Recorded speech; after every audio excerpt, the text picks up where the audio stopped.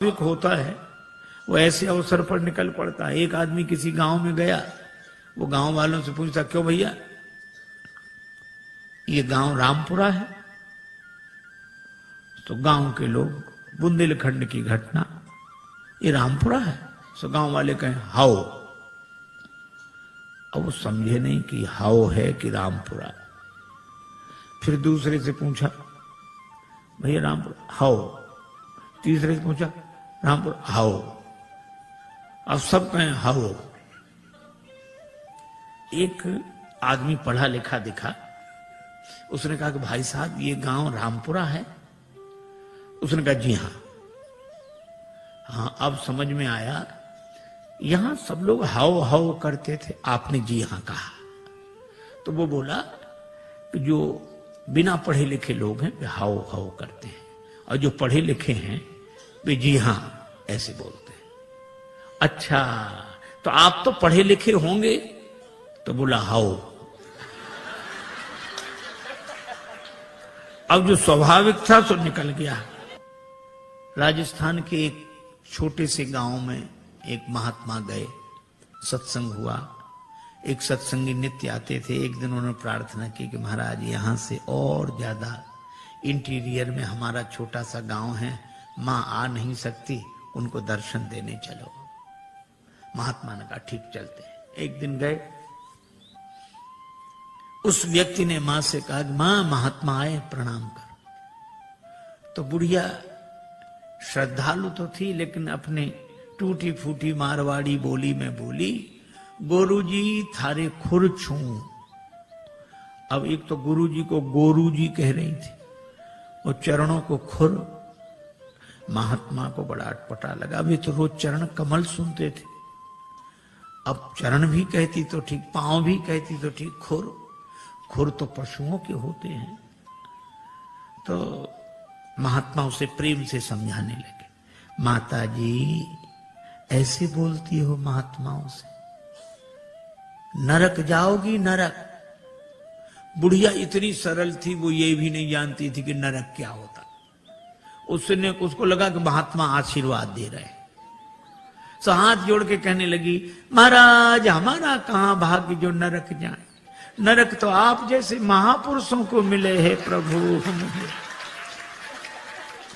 महात्मा खिलखिला के हंसने लगे।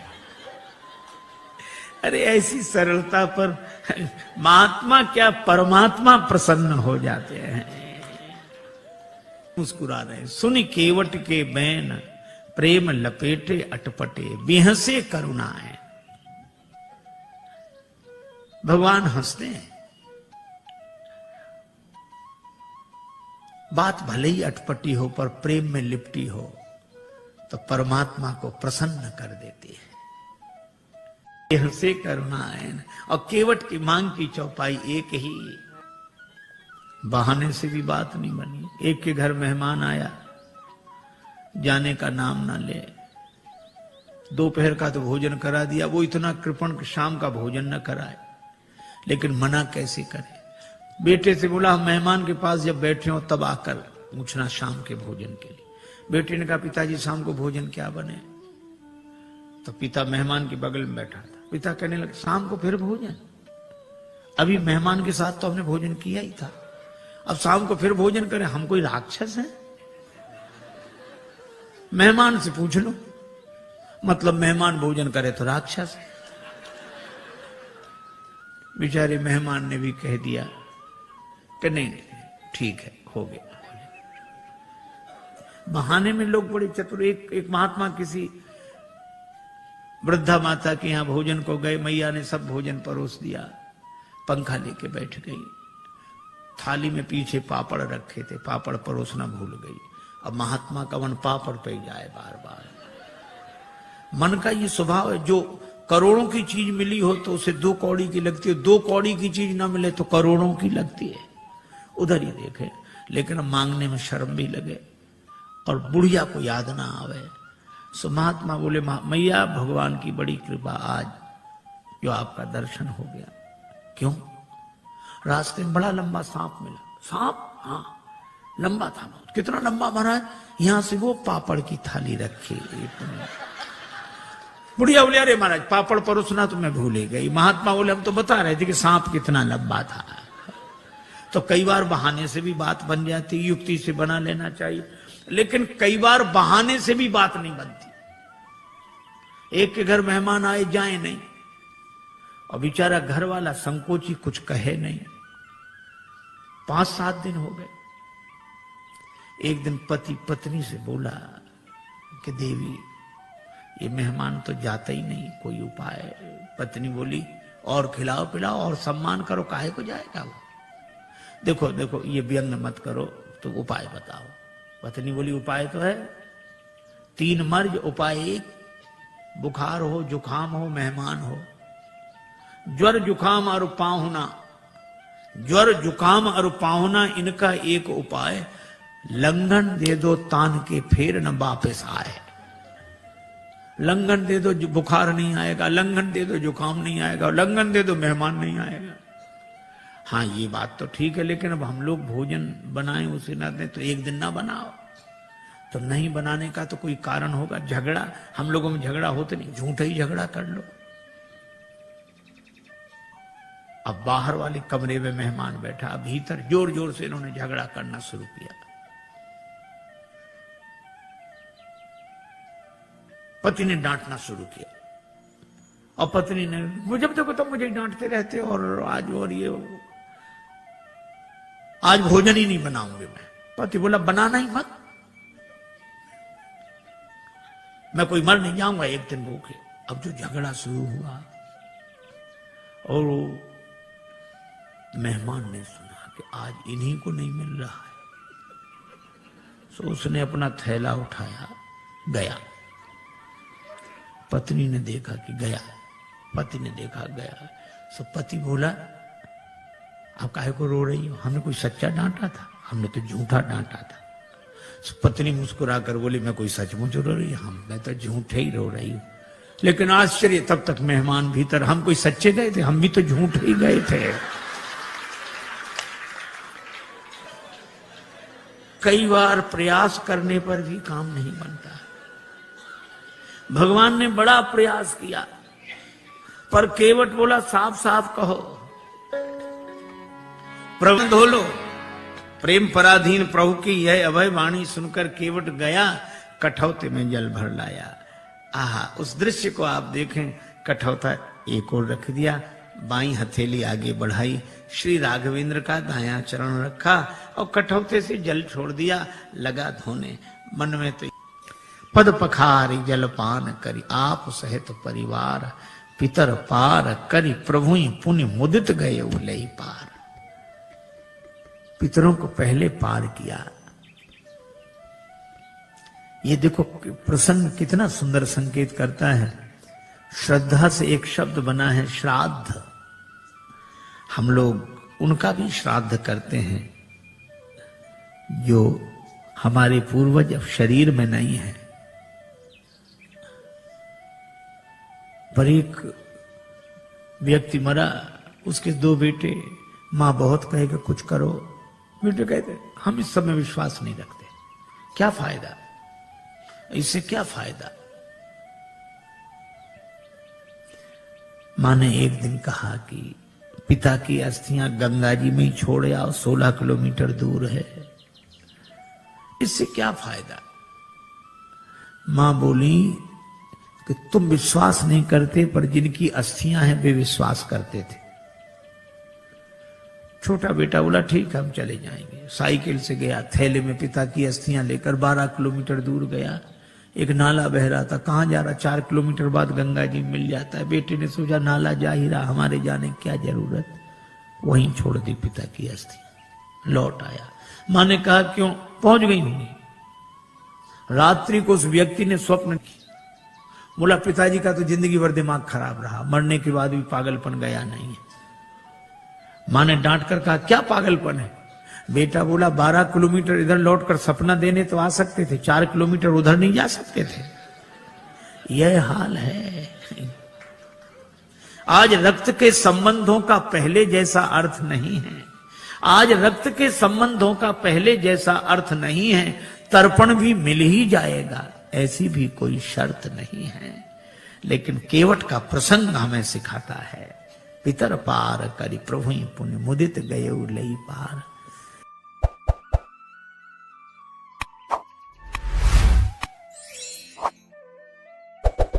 एक होता है वो ऐसे अवसर पर निकल पड़ता है। एक आदमी किसी गांव में गया, वो गांव वालों से पूछता, क्यों भैया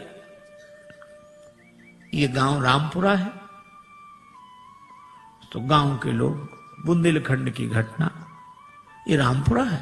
तो गांव वाले कहें हाओ। अब वो समझे नहीं कि हाओ है कि रामपुरा। फिर दूसरे से पूछा, भैया रामपुरा? हाओ। तीसरे से पूछा, रामपुरा? हाओ। अब सब कहें हाओ।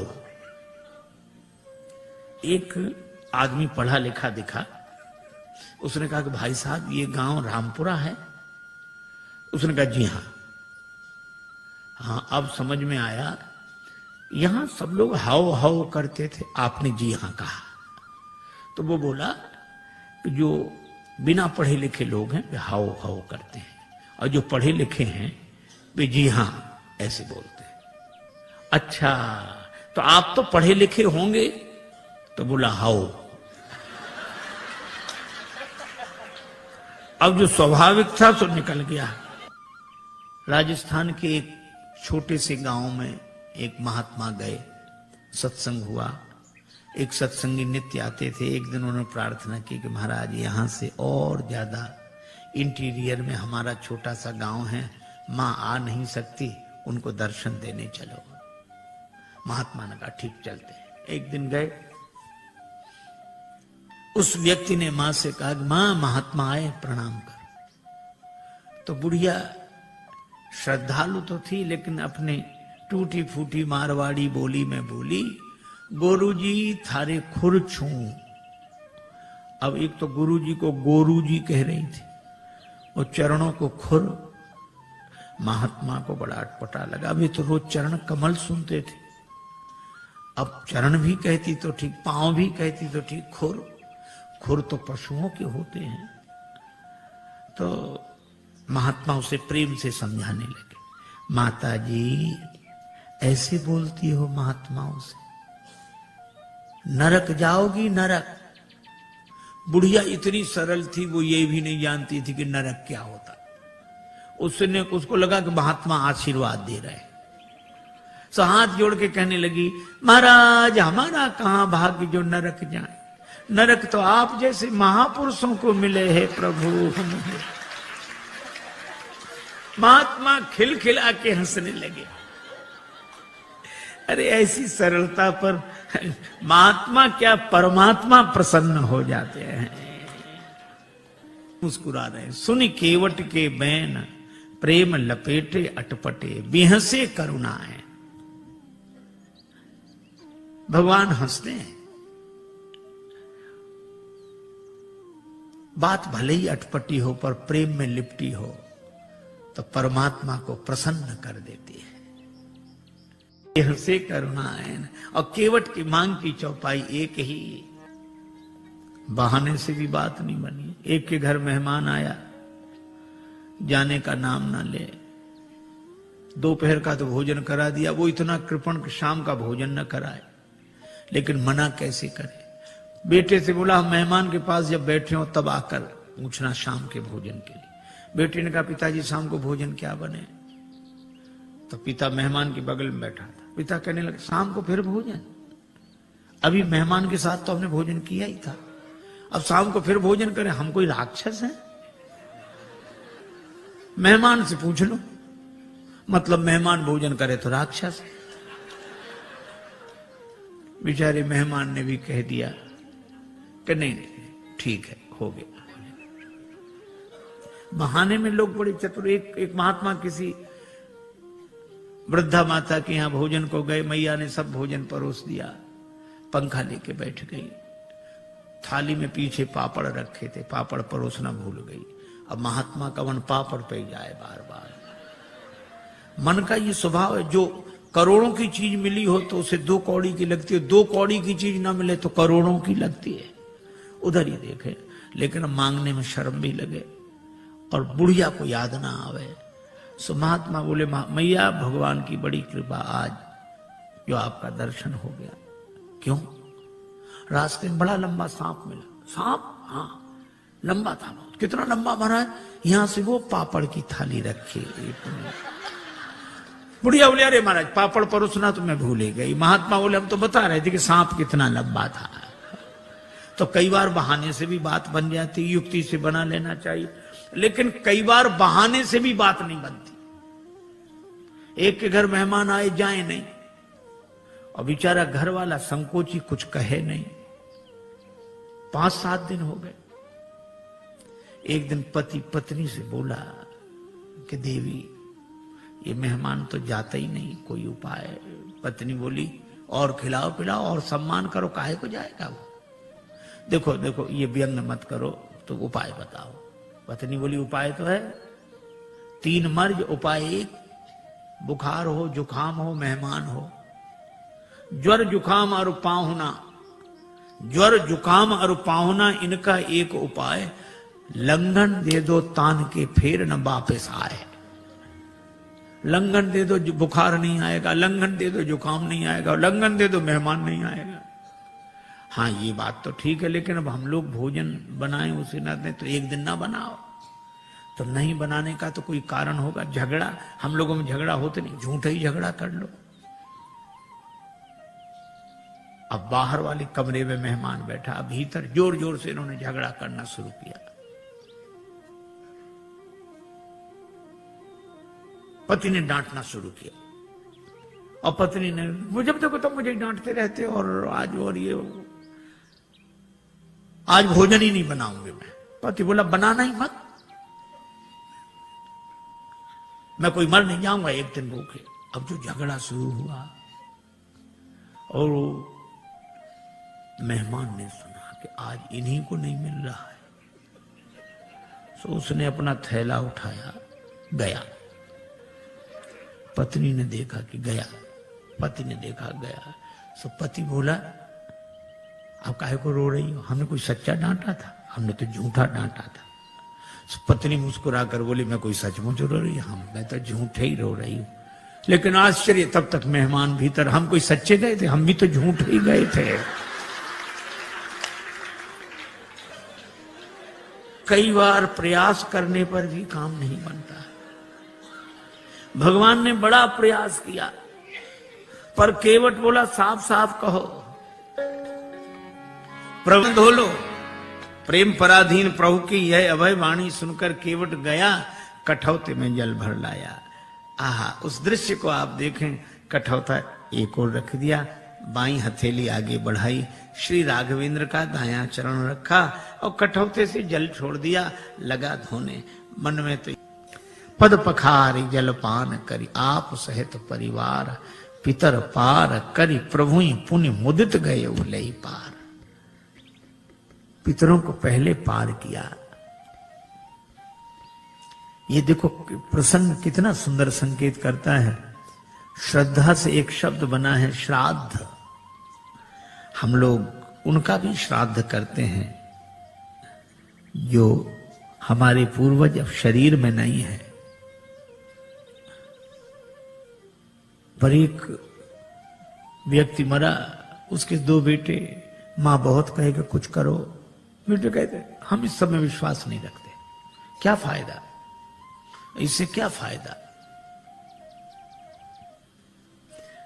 मां ने एक दिन कहा कि पिता की अस्थियां गंगा जी में ही छोड़ आओ, 16 किलोमीटर दूर है, इससे क्या फायदा। मां बोली कि तुम विश्वास नहीं करते, पर जिनकी अस्थियां हैं वे विश्वास करते थे। छोटा बेटा बोला ठीक है हम चले जाएंगे। साइकिल से गया, थैले में पिता की अस्थियां लेकर 12 किलोमीटर दूर गया। एक नाला बह रहा था, कहां जा रहा, 4 किलोमीटर बाद गंगा जी मिल जाता है। बेटे ने सोचा नाला जा ही रहा, हमारे जाने की क्या जरूरत, वहीं छोड़ दी पिता की अस्थियां। लौट आया, मां ने कहा क्यों, पहुंच गई होंगी। रात्रि को उस व्यक्ति ने स्वप्न दिया कि ऐसे मूर्ख बेटे को भेजा, हमारी अस्थियां नाले में डालकर आ गया। मां ने बेटे को बुलाकर डांटा, क्यों रे पिता की अस्थियां नाले में डाल आया। बेटा बोला तुमसे किसने कहा, तुम्हारे पिताजी आए थे रात को सपना देने, तो भी उसने अपनी गलती स्वीकार नहीं की। बोला पिताजी का तो जिंदगी भर दिमाग खराब रहा, मरने के बाद भी पागलपन गया नहीं है। मां ने डांट कर कहा क्या पागलपन है? बेटा बोला 12 किलोमीटर इधर लौटकर सपना देने तो आ सकते थे, 4 किलोमीटर उधर नहीं जा सकते थे। यह हाल है। आज रक्त के संबंधों का पहले जैसा अर्थ नहीं है। आज रक्त के संबंधों का पहले जैसा अर्थ नहीं है। तर्पण भी मिल ही जाएगा, ऐसी भी कोई शर्त नहीं है। लेकिन केवट का प्रसंग हमें सिखाता है, पितर पार करी प्रभु पुण्य मुदित गए लई पार।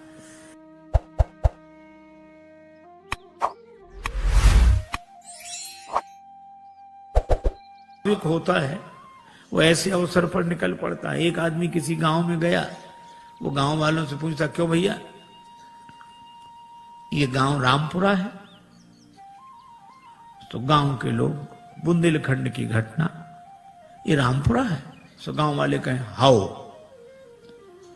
अब वो समझे नहीं कि हाओ है कि रामपुरा। फिर दूसरे से पूछा भैया रामपुरा हाओ। तीसरे से पूछा रामपुरा हाओ। अब सब कहें हाओ। एक आदमी पढ़ा लिखा दिखा, उसने कहा कि भाई साहब ये गांव रामपुरा है? उसने कहा जी हाँ। हाँ अब समझ में आया, यहां सब लोग हाओ हाओ करते थे, आपने जी हाँ कहा। तो वो बोला कि जो बिना पढ़े लिखे लोग हैं वे हाओ हाओ करते हैं, और जो पढ़े लिखे हैं वे जी हाँ ऐसे बोलते हैं। अच्छा तो आप तो पढ़े लिखे होंगे? तो बोला हाओ। अब जो स्वाभाविक था सो निकल गया। राजस्थान के एक छोटे से गांव में एक महात्मा गए, सत्संग हुआ। एक सत्संगी नित्य आते थे। एक दिन उन्होंने प्रार्थना की कि महाराज यहां से और ज्यादा इंटीरियर में हमारा छोटा सा गांव है, मां आ नहीं सकती, उनको दर्शन देने चलो। महात्मा ने कहा ठीक चलते हैं। एक दिन गए, उस व्यक्ति ने मां से कहा मां महात्मा आए प्रणाम कर। तो बुढ़िया श्रद्धालु तो थी, लेकिन अपने टूटी फूटी मारवाड़ी बोली में बोली गोरुजी थारे खुर छू। अब एक तो गुरुजी को गोरुजी कह रही थी और चरणों को खुर। महात्मा को बड़ा अटपटा लगा। वे तो रोज चरण कमल सुनते थे, अब चरण भी कहती तो ठीक, पांव भी कहती तो ठीक, खुर खुर तो पशुओं के होते हैं। तो महात्मा उसे प्रेम से समझाने लगे, माता जी ऐसे बोलती हो महात्माओं से, नरक जाओगी नरक। बुढ़िया इतनी सरल थी, वो ये भी नहीं जानती थी कि नरक क्या होता। उसने उसको लगा कि महात्मा आशीर्वाद दे रहे, सो हाथ जोड़ के कहने लगी महाराज हमारा कहां भाग्य जो नरक जाए, नरक तो आप जैसे महापुरुषों को मिले हैं प्रभु। महात्मा खिलखिला के हंसने लगे। अरे ऐसी सरलता पर महात्मा क्या परमात्मा प्रसन्न हो जाते हैं। मुस्कुरा रहे, सुन केवट के बैन प्रेम लपेटे अटपटे, बिहसे करुणाएं। भगवान हंसते हैं। बात भले ही अटपटी हो पर प्रेम में लिपटी हो तो परमात्मा को प्रसन्न कर देती है। से करुणाएं। और केवट की मांग की चौपाई एक ही, बहाने से भी बात नहीं बनी। एक के घर मेहमान आया, जाने का नाम ना ले, दोपहर का तो भोजन करा दिया, वो इतना कृपण कि शाम का भोजन न कराए, लेकिन मना कैसे करे। बेटे से बोला हम मेहमान के पास जब बैठे हो तब आकर पूछना शाम के भोजन के लिए। बेटे ने कहा पिताजी शाम को भोजन क्या बने? तो पिता मेहमान के बगल में बैठा था। पिता कहने लगे शाम को फिर भोजन? अभी मेहमान के साथ तो हमने भोजन किया ही था, अब शाम को फिर भोजन करें? हम कोई राक्षस हैं? मेहमान से पूछ लो, मतलब मेहमान भोजन करे तो राक्षस। बेचारे मेहमान ने भी कह दिया कि नहीं ठीक है हो गया। बहाने में लोग बड़े चतुर। एक महात्मा किसी वृद्धा माता के यहां भोजन को गए, मैया ने सब भोजन परोस दिया, पंखा लेके बैठ गई, थाली में पीछे पापड़ रखे थे, पापड़ परोसना भूल गई। अब महात्मा का मन पापड़ पे जाए बार बार। मन का ये स्वभाव है, जो करोड़ों की चीज मिली हो तो उसे 2 कौड़ी की लगती है, 2 कौड़ी की चीज ना मिले तो करोड़ों की लगती है। उधर ही देखे, लेकिन मांगने में शर्म भी लगे और बुढ़िया को याद ना आवे। सो महात्मा बोले, मैया भगवान की बड़ी कृपा, आज जो आपका दर्शन हो गया। क्यों? रास्ते में बड़ा लंबा सांप मिला। सांप? हाँ, लंबा था। कितना लंबा महाराज? यहां से वो पापड़ की थाली रखी। बुढ़िया बोले, अरे महाराज पापड़ परोसना तो मैं भूल ही गई। महात्मा बोले, हम तो बता रहे थे कि सांप कितना लंबा था।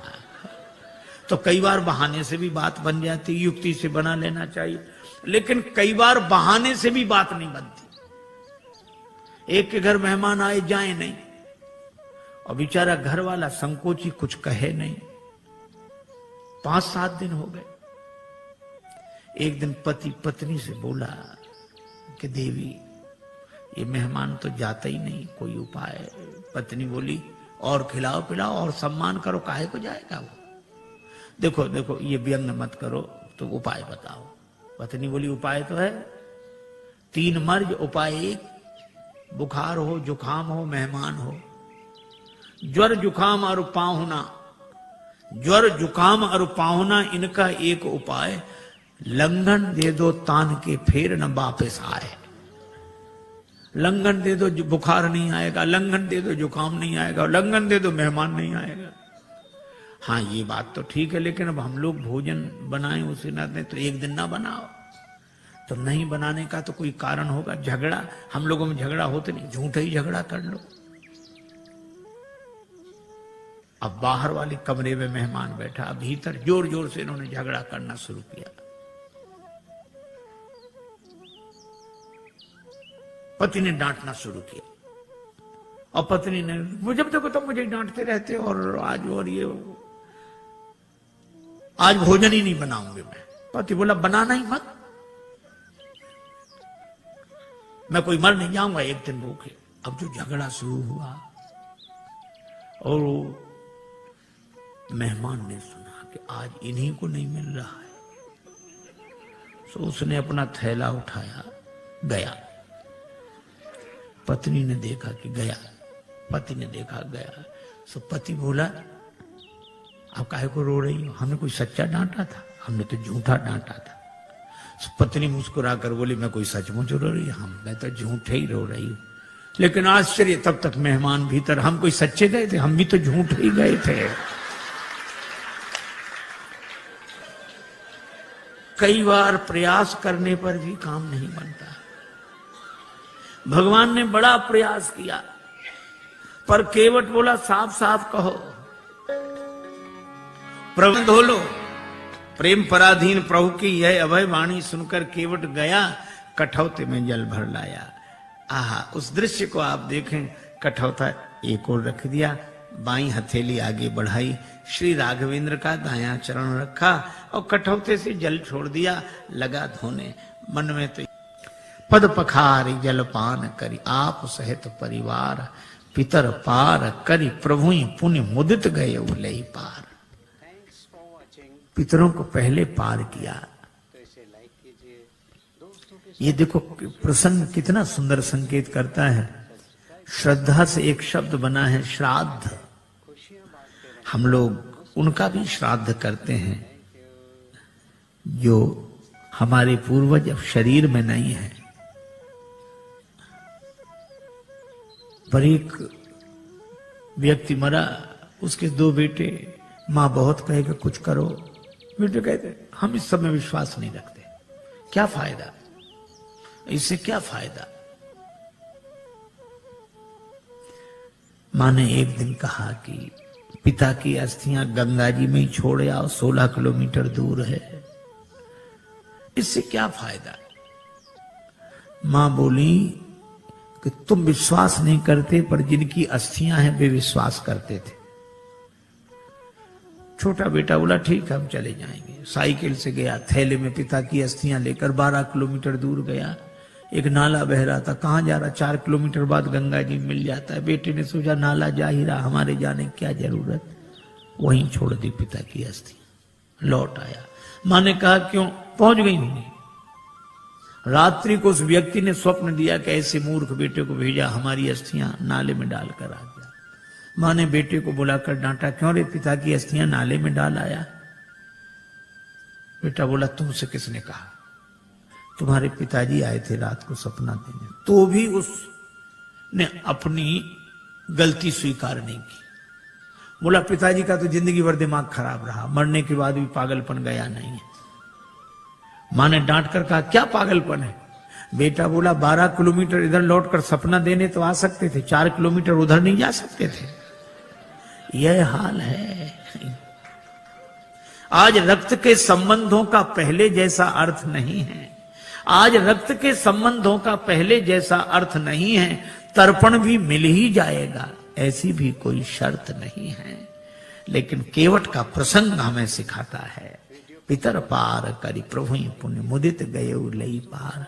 शेयर कीजिए और चैनल को सब्सक्राइब कर दीजिए।